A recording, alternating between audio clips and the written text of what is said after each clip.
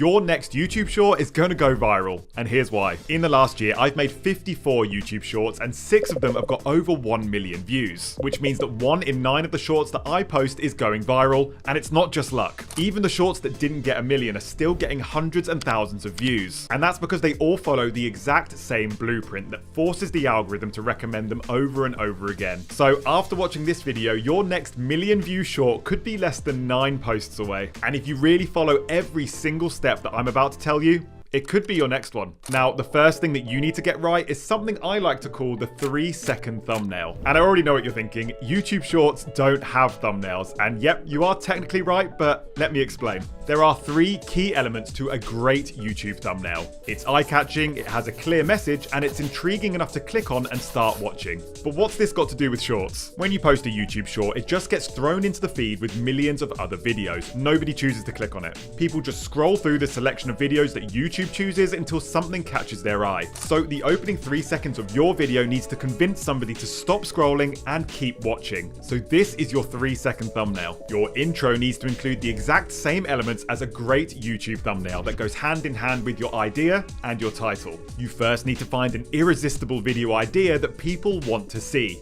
More on that later. You need to use that idea in the title, tying it into some keywords if you can, and you need to audibly say the idea in your intro. You can do that by posing it as a question or just introducing it as an outrageous concept, but there is a right and a wrong way to do this. For my viral YouTube short about buying fake YouTube subscribers, a bad intro would look something like this. I know firsthand that gaining YouTube subscribers takes a really long time, so that's why I decided to buy fake YouTube subscribers and see what happens. Now, whilst this example is technically fine, it tells the right story and adds the right context, it's still way too long. It just doesn't capture the main idea quickly enough to grab attention. Remember, you only have 3 seconds. If this intro was an actual thumbnail, it would be a really overcrowded image which doesn't sell the main message. So a much better and more effective intro would be something like this. What actually happens when you buy fake YouTube subscribers? And that's what we went for. You should always get straight to the point and make viewers feel compelled to carry on watching. And you'll always know if your intro is good if over 70% of people choose to watch it instead of swiping away. But that's not the whole story. If the overall idea behind the intro isn't interesting enough, then it still won't work, no matter how punchy it is.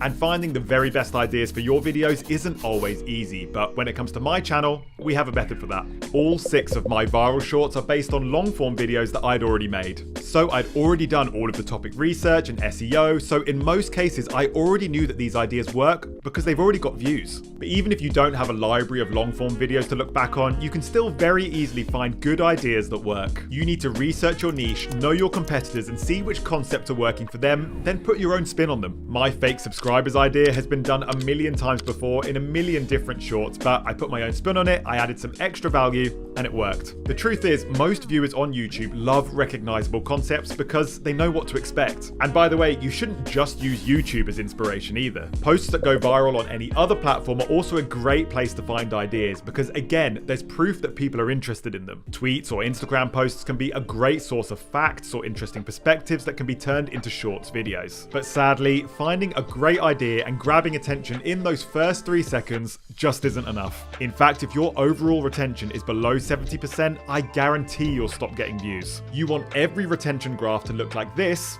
and not like this. Think of every shorts video as a sandwich, and the 3-second thumbnail is just the bread. You now need to fill those slices with something delicious in the form of your storytelling. And the very best way to do that is by adding more 3-second thumbnails to your video. Your intro grabs the attention of somebody who's scrolling, which opens up something called a curiosity loop. Now that you've grabbed their interest at the start, that needs to pay off by the end. This is now an open loop that needs closing or they won't be satisfied. So if you ask a question in your intro, that needs to be answered by the end. By opening up multiple other loops throughout the video, you tighten your grip on the attention of the audience. Just when they're thinking of swiping up, you need to re-engage them with another loop and convince them to stay. And as you can see, when you put all of these loops on top of each other, it sort of starts to look like a sandwich.